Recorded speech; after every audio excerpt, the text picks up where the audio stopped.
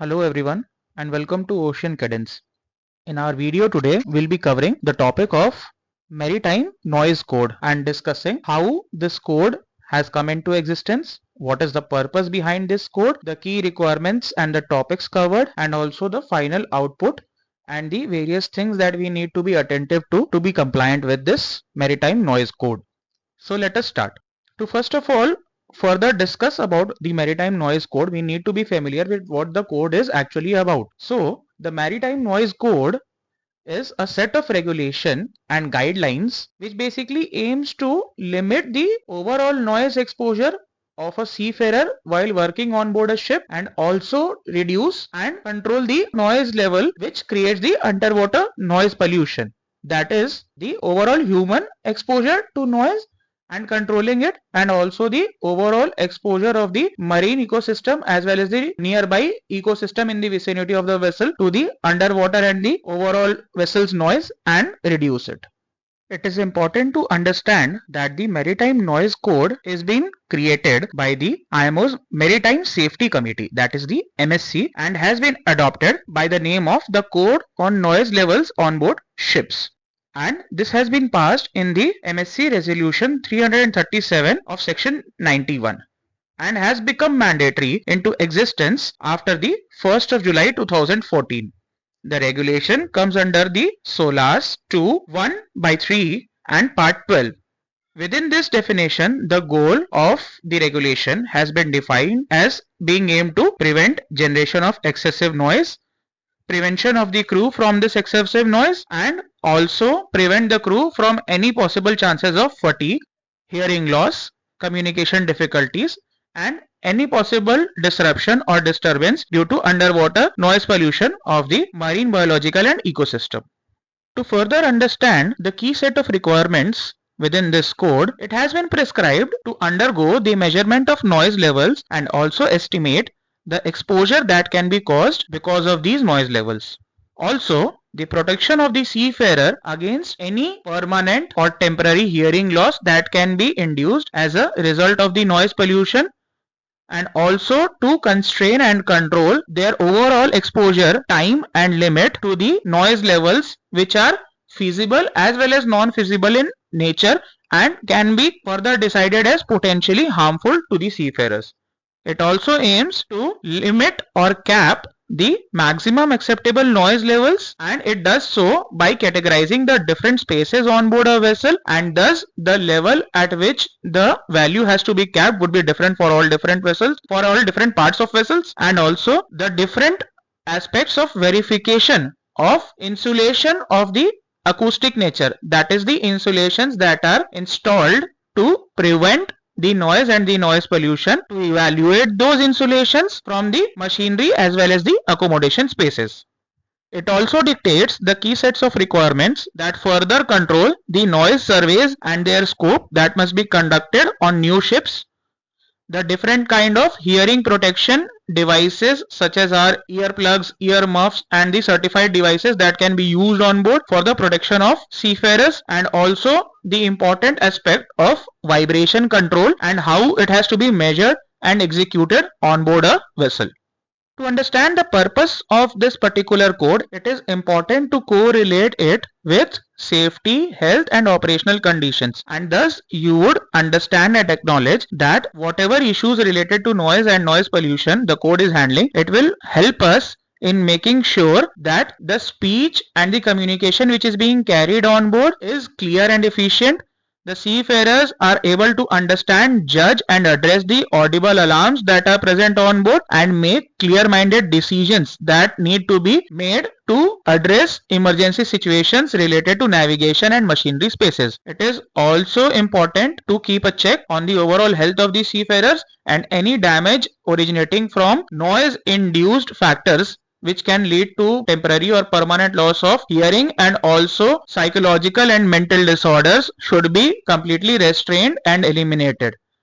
And it is also important because it serves the purpose of regulating the noise levels within the areas which have high exposure levels, such as the cargo areas or the machinery areas or the machinery spaces, for example. And thus what it also achieves is that the seafarer can execute their given task or work in a given area for a prolonged period of time without much interference, much disturbance, or any harmful or hazardous effects on their hearing capacity as well as their health. In terms of application, the code itself is applicable to vessels that are 1600 GT and above, and in this generalization, a few types to which the code does not necessarily apply to would be the dynamically supported crafts, the high-speed crafts, the fishing vessels, pipe-laying barges, pleasure yachts, and ships of war. This is also because in most of the categories that are listed below, the scope and the type of work that is being carried out is different, and they might also have more stringent codes and more harder deadlines or guidelines to follow than what we see over here. After understanding the scope of applicability of the code, it is important to focus on the noise level limits that have been decided or finalized as a part of this code, which says the machinery spaces can be limited up to 110 decibels, the machinery control rooms can be up to 75, the workshops and the other areas can be up to 85, and the navigation bridge and chart rooms up to 65.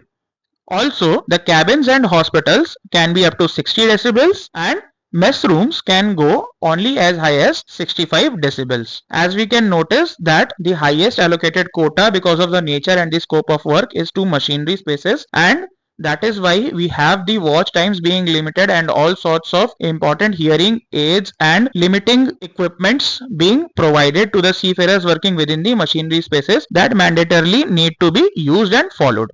The next question that is but natural to arise in our minds is that what can be the measuring equipment for this purpose? So the sound and the sound pressure levels can be measured by a different set of level meters and precision instruments. For example, it can be done by an octave filter set, or also by the normal methodology of using a microphone with a windscreen, and all these devices can be and will be portable in nature so as to use them within the different regions and spaces and collect the data within that space. Now, to further clarify and understand the measurement and the procedure of the measurement for these noise levels, let us further subcategorize as per the code itself into three different aspects. That is, the first one being the operating conditions at sea trials. So for this particular category, the measurements have to be taken with the ship can be in loaded or ballast condition, but the measurements would only be taken when the vessel is sailing at a normal service speed, and this can be no less than the 80% maximum continuous rating for that particular vessel, that is the engine design. It is also important to understand that all essential machinery which operates within the normal condition, that is the radar sets, radios, and within the engine rooms also, all important critical machinery that are operating for the sailing of the vessel should be operational within the measurement period. For emergency spaces and emergency machinery such as the fire pumps, emergency generator, etc., the test has to be taken separately and with the equipment in operational condition. Also, the different kinds of equipments which are running as auxiliary equipments or additional equipments also, for example the refrigeration and the air conditioning and the ventilation systems, these also should be within the operational condition only. It is also important to understand that if you are taking measurements for additional machinery such as thrusters, etc., the regulation also sets guidelines. So for example, if you are taking the measurements for the thruster should operate at least at 40% of its maximum power at which it can operate, and then only the reading should be taken. In addition to this, it is also important to focus on the operating conditions at port. So the noise level and any simultaneous rise of it wherever it can affect at port conditions, that is during the loading and discharging of the cargo, for example in cargo spaces, in cargo rooms, etc., and operational spaces pertaining to the cargo, the readings and the measurements should be taken separately for these spaces. And also additionally, if a vessel is of the RoRo or the PCTC type, then within these vessels the noise levels within the cargo spaces for the entire duration of exposure, because here we have the continuous loading and offloading and the continuous inflow and outflow of the cars and the other vehicles. So for that entire duration the noise level have to be monitored and advised. In addition to these two conditions, the environmental conditions also have a specific set of requirements, and it is important to understand that the readings that are to be taken would be different with the variation of draft and also the nature of the surfaces that are within the ship's vicinity, and thus accordingly they have to be stated and clarified when making the observations. It is also important to log down the weather factors and the meteorological conditions that dictate while the readings are being taken, and also the wind force should not be more than 4 and the wave height should not be more than 1 meter while the test procedures are being carried out, or the test will be abandoned and carried out at a later time. It is also important to account that noise or noise levels from any outside or external sources such as construction work, retrofitting work, entertainment equipment or any such thing does not significantly influence or alter the test and its parameters in any way. Having stated the important conditions and the factors that influence and within which the tests are to be carried out, it is also important to understand the positions or the areas within which the tests have to be carried out and how they have to be carried out. So the dictating positions would be that the measurements will be taken with the microphone at a height of between 1.2 to 1.6 meters, that is the normal seated and the standing person height or the range on the deck. The distance between two measurement points should be at least 2 meters, that is not too close enough so as to have larger groupings and larger areas within its purview, and also the large spaces not containing machinery. The measurements should be taken at intervals not greater than 10 meters throughout the space, including positions of maximum noise level.